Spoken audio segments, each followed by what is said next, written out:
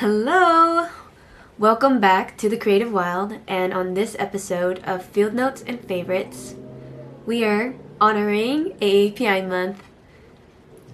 Also, disclaimer, if you hear this sound, it's my chair creaking and not because I'm casually ripping ass, which I will let you know if I do. But I will be sharing some of my favorite films, songs, and artists that I have been both following for a while and some new ones. I'm very excited to highlight and dive into representation, creative lineage, and all the art that reminds us that we are not alone. So, I hope you discover something new and maybe find a new song, new artist, new film that you might be interested in. Let's first dive into films and TV. And in the description, I'll be listing the films and just general descriptions or where you can find it and additional information or websites research that I've done on the films, just in case you're interested as well. And I'm going to start with one of my favorite films of all time, Everything, Everywhere, All at Once. Evelyn, who's played by Michelle Yeoh, is a middle-aged woman going to file her taxes when her husband from another universe seeks her aid in defeating Jobu Tupaki. Very chaotic, brilliant, and whimsical at the same time. The art is vibrant. There's comedy. There's very much heartfelt moments. The film goes over different topics such as nihilism and generational trauma. I really love this film because it goes over so many different relationship dynamics, such as Evelyn with her husband, Evelyn with her daughter, and her relationship with her father and especially herself. You just see how Evelyn evolves throughout the entire story. It really just shows how and reminds us that identity is messy and multidimensional, and we're all human. And Wayman's monologue, tears.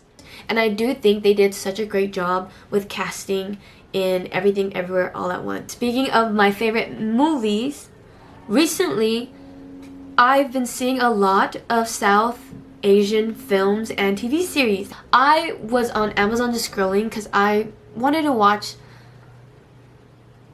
something new, and I didn't feel like a TV series. This film came on, and you know how when you're scrolling you see the trailers play.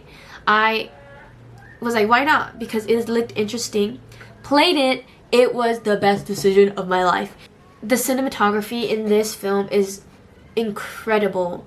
Apparently it was inspired by the 2008 documentary called Superboys of Malegaon. A group of boys come together to make a parody of popular films, and then they show it in Nasir, which is one of the characters, his I think he and his brother run a film, kind of like a movie cinema, and they make a film based in their hometown Malegaon, and it's really heartfelt because they go through this journey, and at the end I cried my eyes out because I was not expecting the story to go in that direction.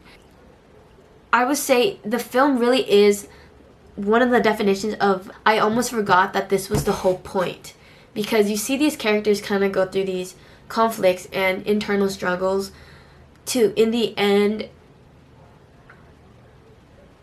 understand the whole how everyone, it goes back to how everyone just wants to be seen and feel connected. And it really reminds me that imagination and creativity, no matter how small, is a form of resistance and resilience.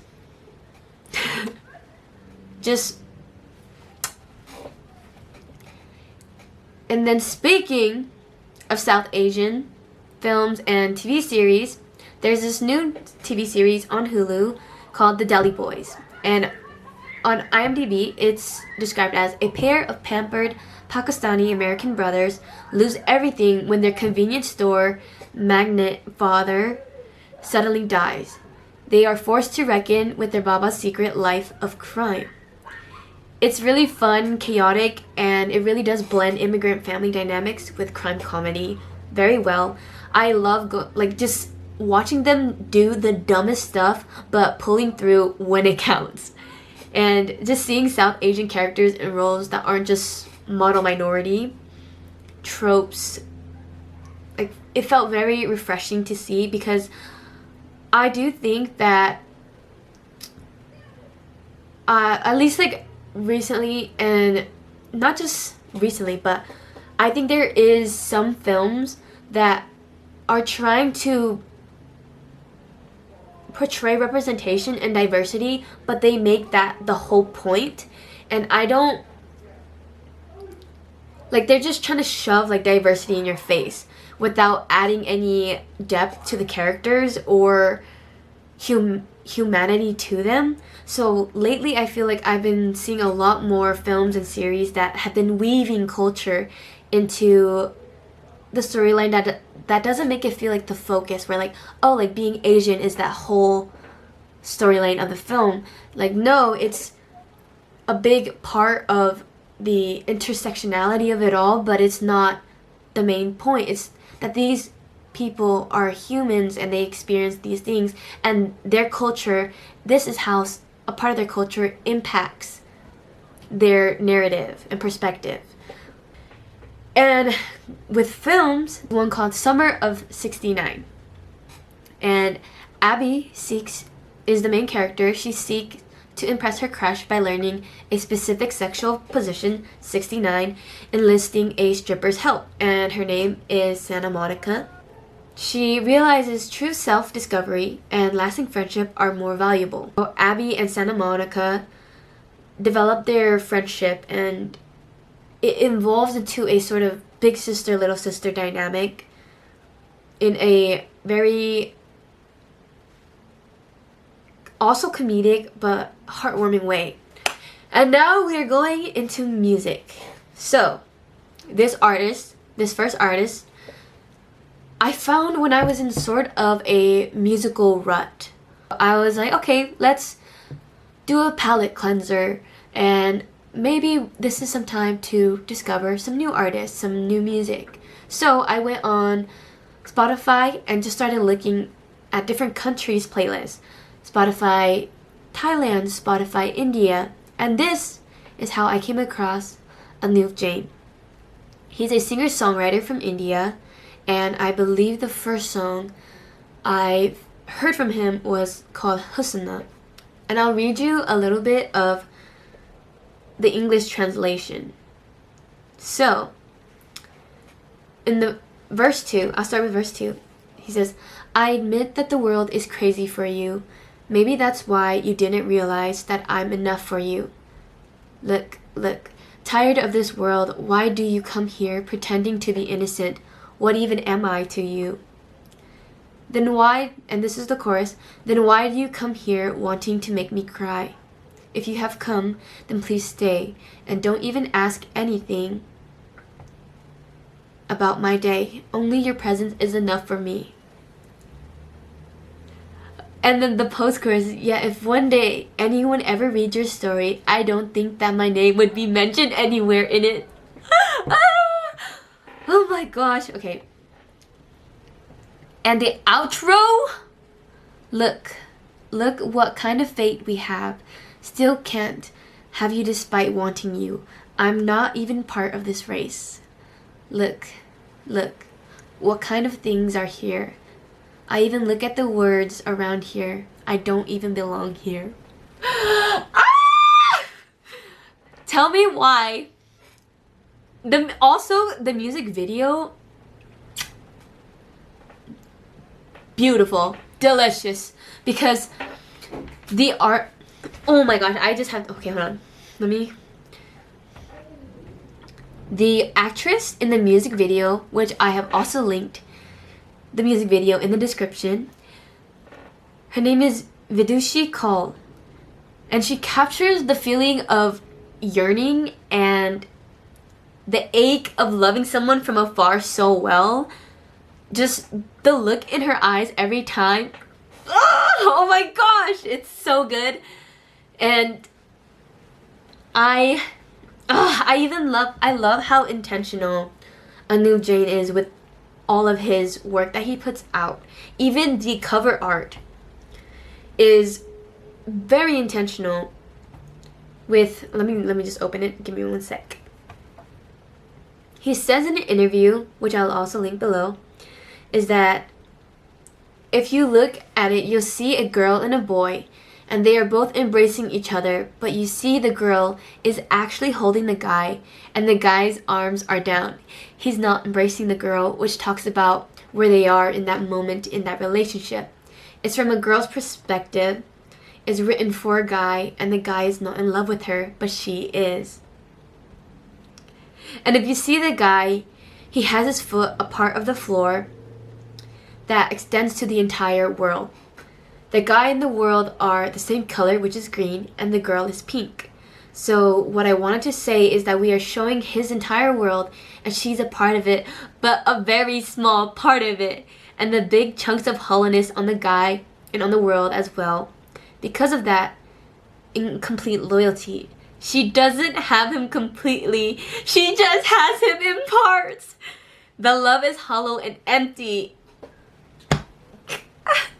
He's just so good at portraying the beauty and heartbreak of just loving someone so well. His voice and his melodies are so personable and intimate. This other song that I found from him, Jo Tum Mere Ho, is incredibly gorgeous, beautifully written. Also, I think from an interview that he was breaking down his lyrics, or I think it was just one of his interviews, he mentions that he confides in his mom when he writes, especially like his mother too. I feel like someone else's perspective mixed in, it's just that much sweeter when you hear the lyrics. And speaking of which, we'll go to the song Jo Tum Mere Ho, and I'll read the English translation of the bridge, or no, verse 4. Please see, beneath the hair, how beneath the hair your lovely smile hides beneath the hair, and your eyes go down and then up. So what do? I've lost already your lips, by which you give me lovely names, and about your heart what can be said? How wonderful they are.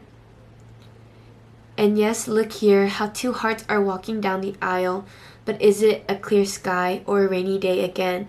Even if your day is rainy, I still want to be with you. Do you know that? I'm not asking for anything else, for you are mine. And the music videos, I'm telling you, you have to watch the music videos. At verse 4, the way the music video pairs with the lyrics, because mind you, the first time I listened to it, I didn't know what he was saying, which, you know, like I was like, I want to know what the song is saying. The melody was beautiful, so I went and looked at the English translation and read it as he was singing.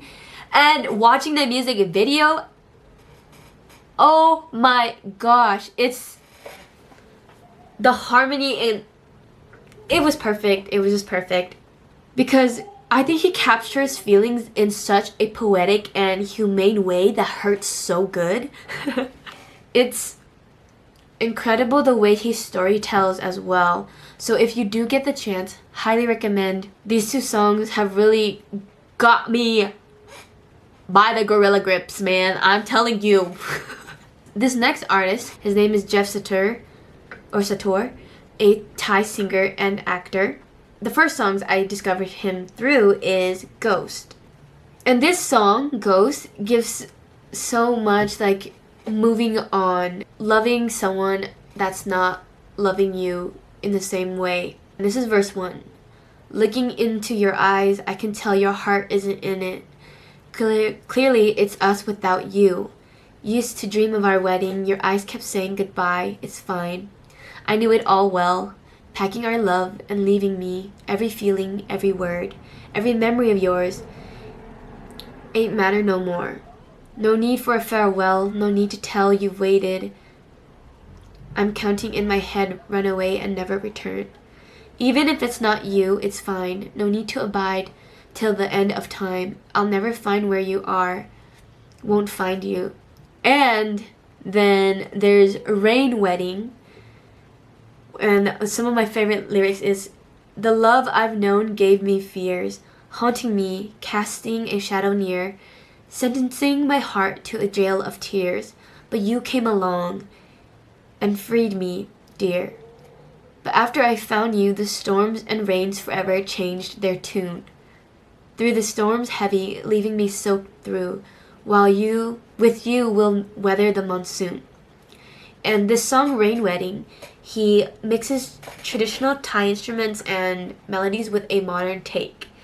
And this song is just so beautiful, where it's like the chorus, it goes, Hakcholai, Hakcholai. It makes me want to wear a dress and just start twirling around.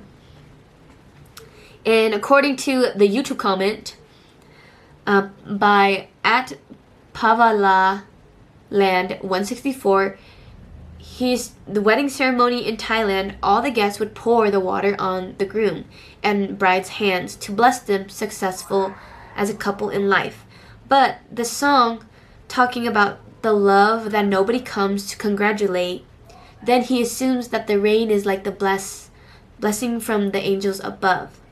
And I'm like, it's giving the trope of, I was about to give up on love and then I met you and I will always keep choosing you. That's the feeling of this song. It's so good. And the music video, I'm telling you, you can tell I love some good visual and verbal storytelling. Both Anuv and Jeff Satur, I feel, are very successful in the way that they are themselves. I feel like they're both very much simplistic, but the simplicity of their voices and music are what brings out their strength. I feel like a lot of their music isn't very overly produced or crazy grandiose, but it's very much the story and their voices and melodies that really carry their songs and their branding. It's an incredible and very intimate way to be able to connect with your fans, because they're not trying to be something else that they're not. I recently found this next artist just almost exactly a week ago. Her name is SAILORR. She is a Vietnamese American contemporary R&B hip hop singer, and I have been in love with her album From Florida's Finest. That I bought her vinyl, and I'm just so excited because her voice is so silky and her artistry and branding feels very her.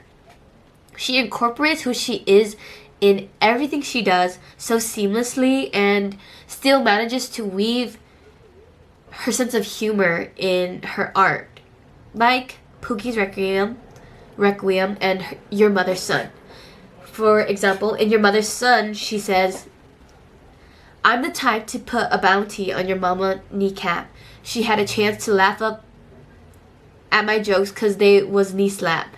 One thing funny is how she almost made you prolapse, and I'm the one who's left to pick you out from under her scraps. Come on now. And like, I love artists that have something to say. I love that she brings her heritage in, where she does teeth blackening, which is a practice that has been a practice for centuries across different cultures and countries, including China, Japan, Thailand, and Vietnam, as well as as parts of northern Peru and Ecuador, which is, I found through the Day's digital article, that the practice was deeply spiritual and was said to protect a person from supernatural entities, as white teeth were associated with underworld ghouls and spirits. And that is through the article, but from the article, SAILORR gives her own portrayal of why she blackened her teeth, but it's actually just, she said that it's a grill. So she said, my dad's mom has black teeth. I always thought she looked so striking and pretty, even when there were people around us that didn't fully understand the custom, she tells Dazed. To me personally, having black girls give me femininity, strength, and protection.